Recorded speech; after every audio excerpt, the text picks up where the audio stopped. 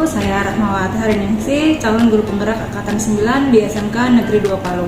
Hari ini saya akan melakukan percakapan praobservasi untuk aksi nyata modul 2.3 coaching dalam supervisi akademik. Bersama saya, rekan sejawat saya. Perkenalkan, Assalamualaikum warahmatullahi wabarakatuh. Nama saya Muhammad Rauf. Saya guru informatika di SMK Negeri 2 Palu.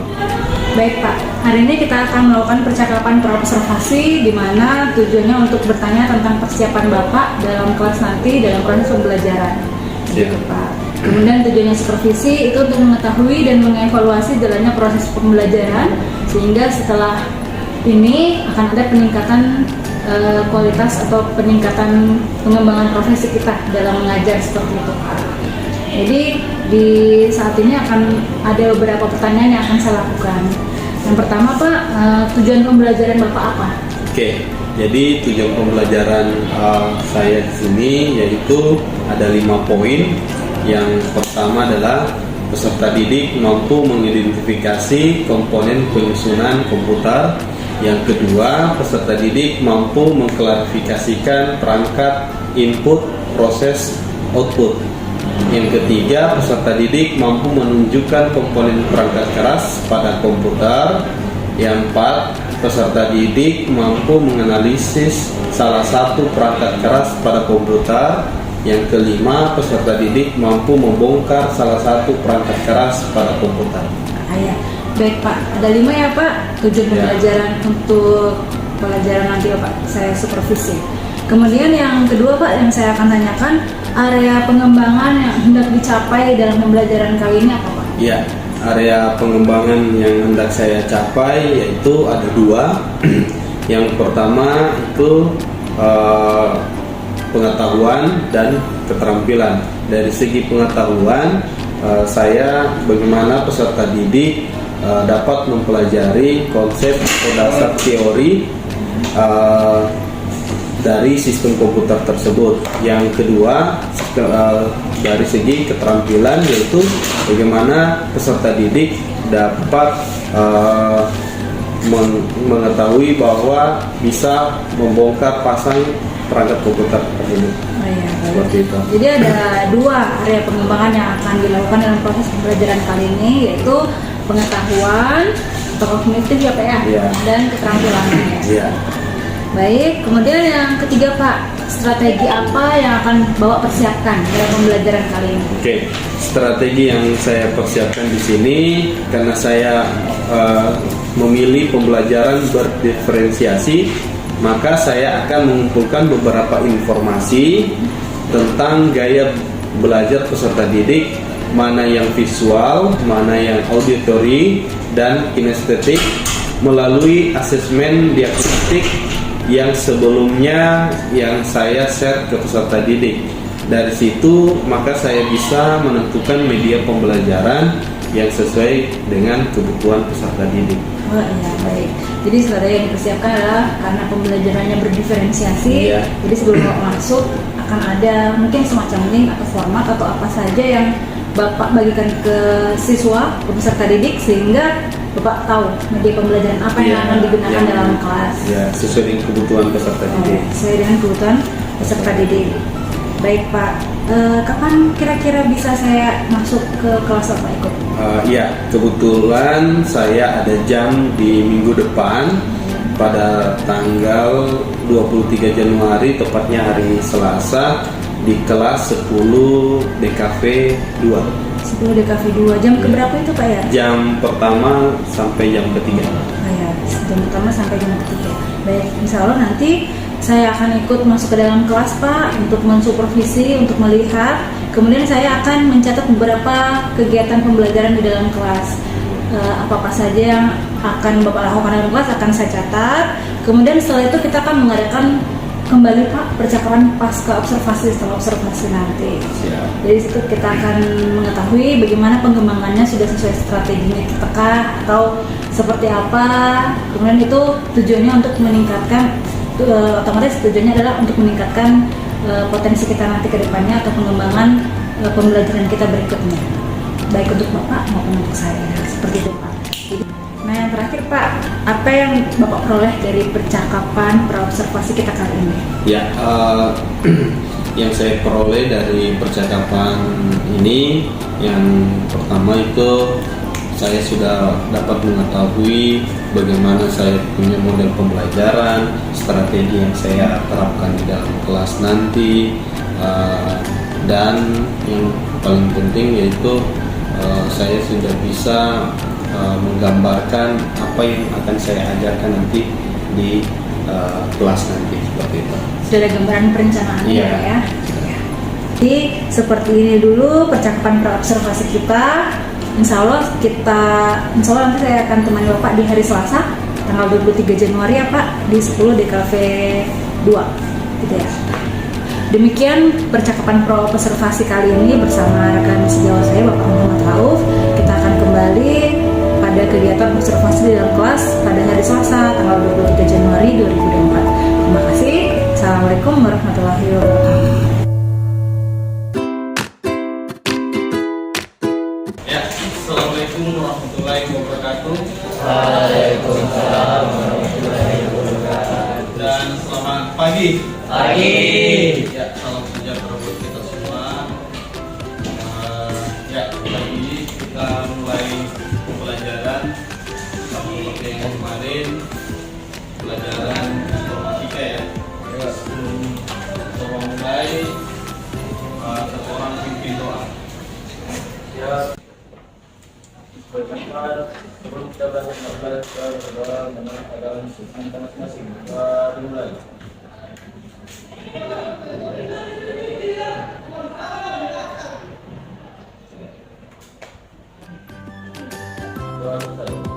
Oke, ya. Bapak absen dulu ya. Siap.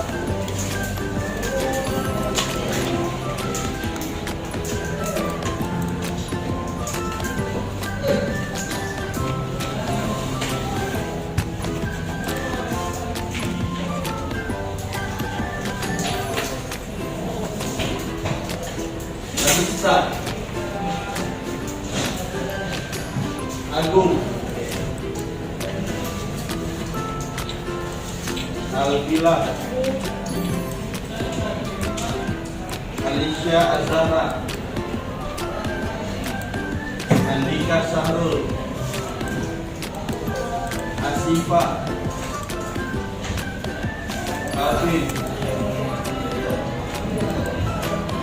Fadil Khair, Farel, Hadir, Pak.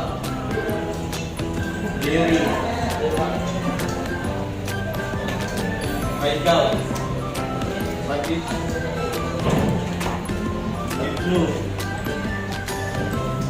mana Ibnu? Lasbini, Marcel, Abdal, Muhammad Nazril Islam, Rekal, Reza Hidayat, sini nih, Muhammad Matan, Yusuf, Muhammad Aidil Malak, Muhammad Nur Syafat, Lili, Nurul Miftah, Wahyu, Rizki Islami,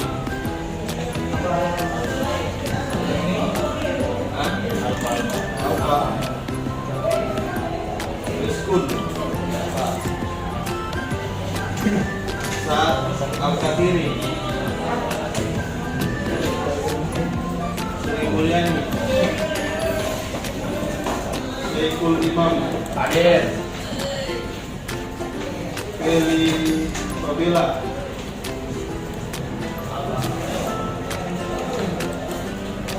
oke. Ya, jadi kita lanjut ini kita pembelajaran matematika yaitu kita sistem komputer ya, sistem komputer. Oke. Jadi seperti yang kita pelajari,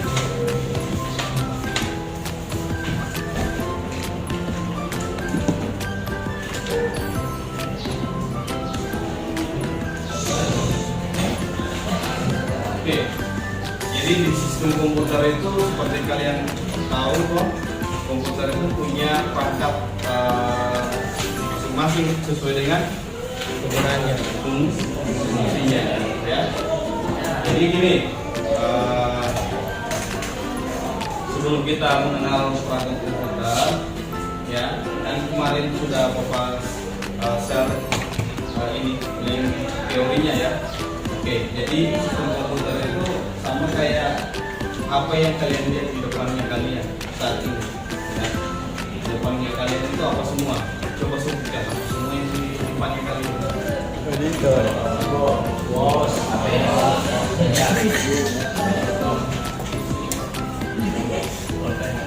Pertama apa? Monitor. Baru? Apa lagi? Apa? Cuma 3 kan yang di depan? CPU. Kemarin apa penyanyi? Central Processor Unit. Fungsinya apa? Untuk sebagai teman sini. Fungsinya apa?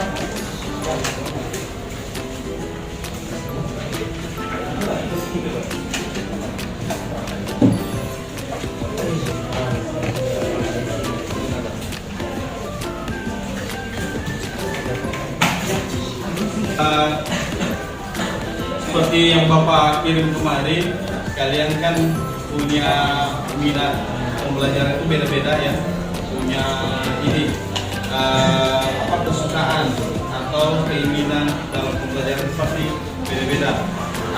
Untuk mengetahui itu kita akan bagi kelompok, ya. Kita akan bagi kelompok. Kalian jumlahnya berapa? 30. Berarti kalau dalam satu kelompok 5 orang, berarti ada 6 ya. 5 atau 6? Ya. Jadi kita bagi kelompok ada 5 kelompok saja, ya. 5 kelompok. Nanti tugas masing-masing kelompok itu bagaimana caranya mengamati apa yang ada di perangkat komputer, ya, yang nantinya kalian bisa setelah mengamati kalian bisa melihat fungsi-fungsi dari komputer tersebut, ya. Oke, boleh? Ya. Sekarang cari temannya saja. Mana?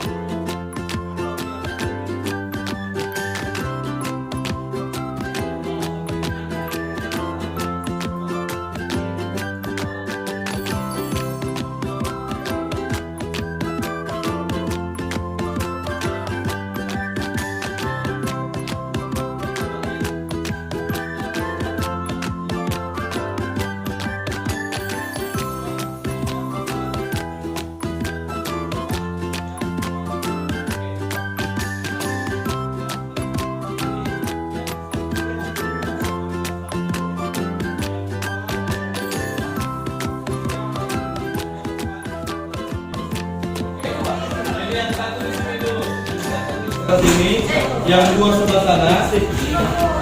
Ayo, yang 1 sebelah sini. Yang 2 nanti pindah kursi saja, pindah kursi. Maksudnya pindah tempat duduk. Ya, nggak usah pindah kursinya. Yang 1 di sini, yang 2 di sana, yang 3 di sini, yang 4 di sini, ya, yang 5 di sini. Dua di sana.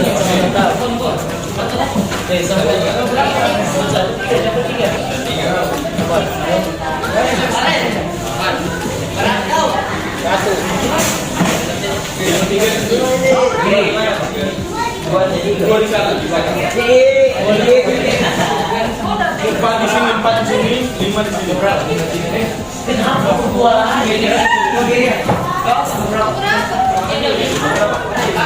Ayo cepat. Kunci, saya bilang nggak usah pindahkan kursinya, ini sama semua. Biarkan saya di sini situ, kalian saja mau pindah. 2.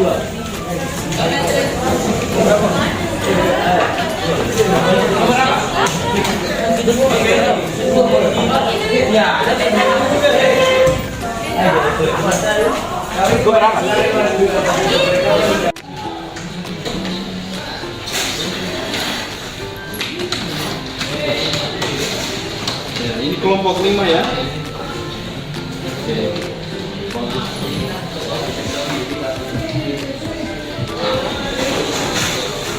Oke. Mana kelompok? Ini kelompok 3.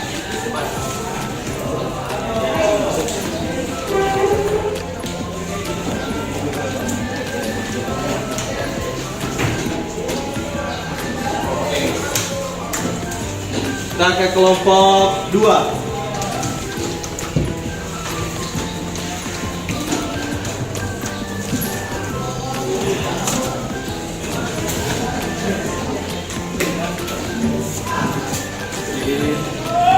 Kelompok 1.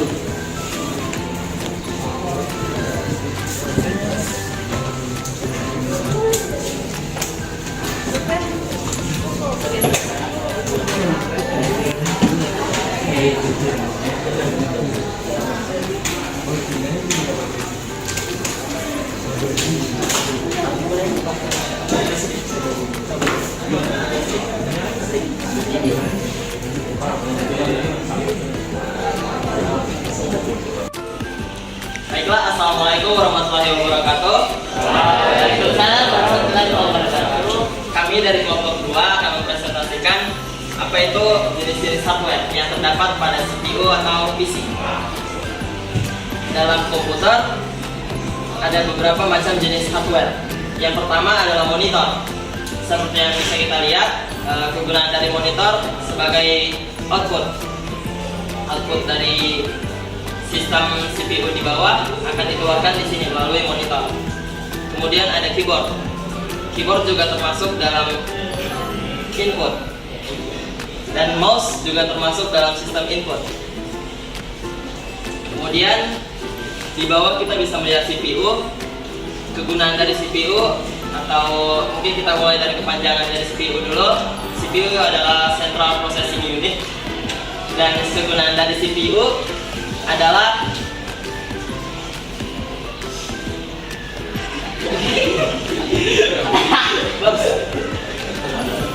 Oke, kegunaan CPU itu dia sistem sentralnya, jadi semua dari perangkat lunak itu diproses dalam CPU.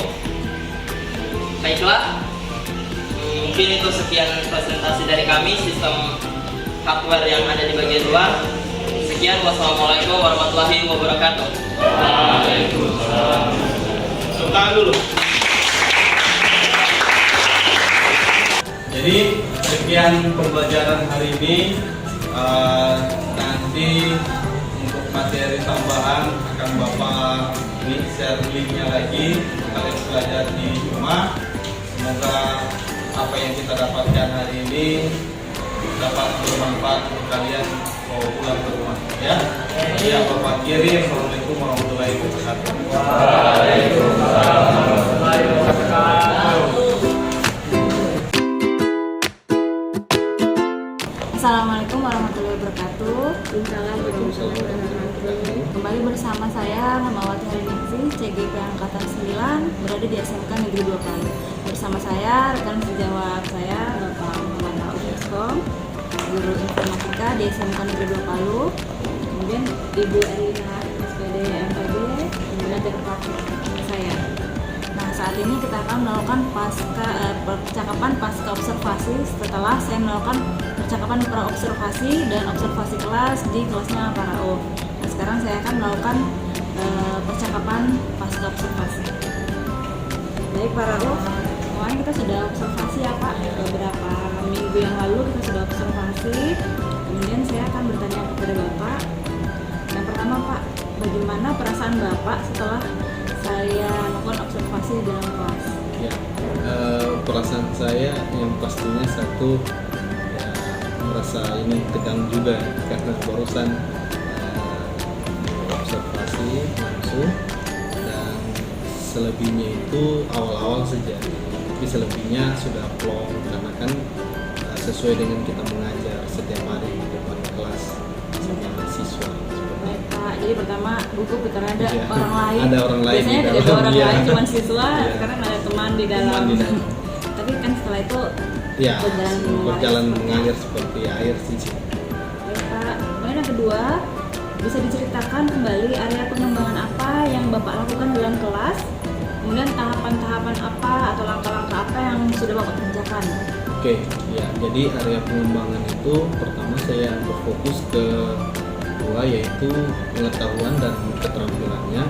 Kalau dari segi pengetahuan, mereka itu mempelajari dari modul yang saya bagikan ke mereka, dan untuk pembelajaran saya juga kemarin melalui PPT dan lain-lain. Terus untuk keterampilannya berfokus ke praktik langsung, siswa itu bagaimana sih merakit atau membongkar pasang komputer sesuai dengan pelajaran kemarin. Jadi mereka itu sudah langsung tahu bahwa yang sesuai dengan teori ini sudah aslinya seperti itu. Baik, kalau saya bisa tangkap berarti pengembangan yang kemarin kan pengetahuan dan keterampilan, dan sudah sesuai ketika di kelas pengetahuannya dulu, kemudian langsung keterampilannya, langsung praktek, Iya, yang disesuaikan dengan teori yang Bapak jelaskan gitu ya. Baik Bapak, sejauh mana area pengembangan yang telah Bapak lakukan? Apakah menurut Bapak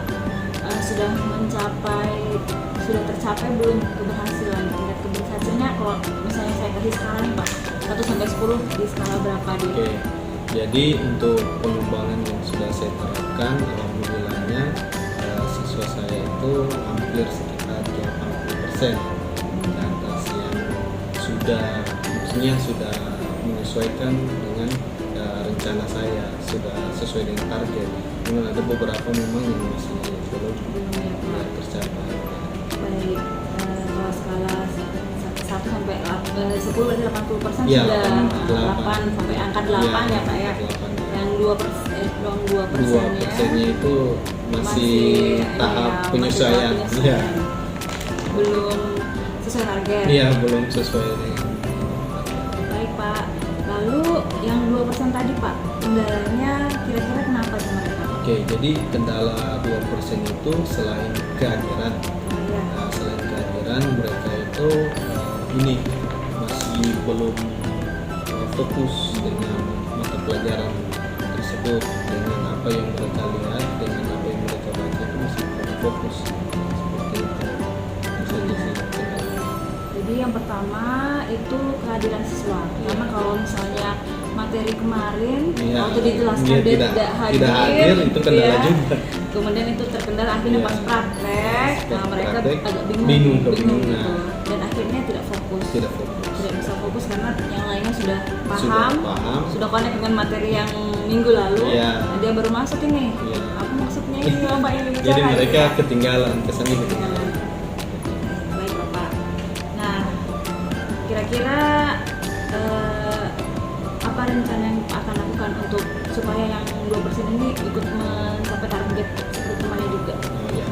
Jadi rencana yang pertama itu saya setiap ini pembelajaran itu saya selalu kirim modul untuk mereka pelajari di rumah. Itu strategi pertama. Yang kedua itu tutor sebaya. Iya, tutor sebaya. Jadi teman-teman yang sudah paham mungkin bisa tutor teman-temannya, tapi kan saya bantu juga seperti itu. Jadi kesannya mungkin kalau sesama temannya mungkin lebih enjoy seperti itu. Lebih bebas mereka belajar. Baik. Jadi yang pertama Pak akan mengirim modul mungkin lewat WhatsApp WhatsApp group. ya, atau misalnya ada PPT dari Bapak. Iya, PPT saya share. Di share kembali ke YouTube ya Pak ya. Bisa Ada jadi juga ya. ya, ada juga gitu. Kemudian Torsebaya, berarti waktu itu Siswa-siswa yang dianggap sudah berkompeten di materi itu. Baik Pak. Nah, kira-kira ini Pak, siapa saja yang bisa mendukung perubahan yang Bapak akan lakukan? Oke, jadi yang pastinya pertama siswanya, yang kedua fasilitas sekolah, karena mata pelajaran saya kan pastinya membutuhkan fasilitas praktek. Terus mungkin ini juga teman-teman sejawat yang sama di bidang saya, mungkin Satu rumpun ya Pak ya ya? serumpun, mungkin kita bisa kolaborasi lah, mungkin bisa ada yang kekurangan, mungkin saling melengkapi seperti itu. Memang harus ada kolaborasi Ya Pak? harus ada kolaborasi Setiap antara mata setiap mata pelajaran ya. Baik Pak, nah yang terakhir ini Pak, kapan kira-kira perubahan ini akan mulai dilakukan oleh para Rauf? Oke, kalau akan dilakukan ya saya maunya sih secepatnya sesuai dengan apa yang kekurangan dan apa yang kurang dari target saya itu segera saya laksanakan. Baik Pak Rauf, terima kasih sudah mendapatkan semua jawaban yang saya tanyakan kepada Bapak. Kemudian sudah saya dapatkan, terima kasih atas jawaban-jawaban Bapak. Nah, kemudian selanjutnya kepada Ibu Erlina selaku pengajar kampus saya, diberikan kesempatan Ibu untuk memberikan umpan balik atau tanggapan dari kegiatan percakapan dimulai dari percakapan observasi saya, kemudian observasi di dalam kelas, dan terakhir kali ini percakapan pas observasi. Oke, baik.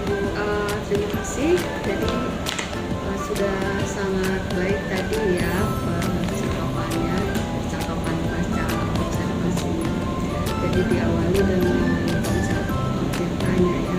Jadi di awal menanyakan bagaimana perasaannya, kemudian sudah ada poin bagaimana rencana aksinya, kemudian ada tanggung jawab juga di dalam. Jadi Ibu Coach sudah memberikan pertanyaan-pertanyaan yang menggali bagaimana potensi coachingnya, dan itu sudah sangat baik. Dan untuk tadi ada saya dengar kendala-kendala itu juga boleh ditanyakan sebenarnya, tapi jangan sampai tadi itu harus digali lebih dalam ya. Jadi dieksplor lagi Misalnya dieksplor lagi masih ada Iya. Secara detail ya secara lebih, tapi karena ini juga waktu, tapi sudah mengantarnya sudah sangat baik, dan coachingnya juga memberikan umpan balik yang responsif. Jadi alhamdulillah. Terima kasih Pak Rauf. Iya, siap. Baik Ibu, terima kasih. Ya. Demikian percakapan pasca observasi dari saya yang ditemani dengan rekan senior saya Kak Muhammad Rauf, kemudian ditemani oleh Ibu pengajar pasca Ibu Erlina. Demikian, sampai jumpa di video selanjutnya. Assalamualaikum.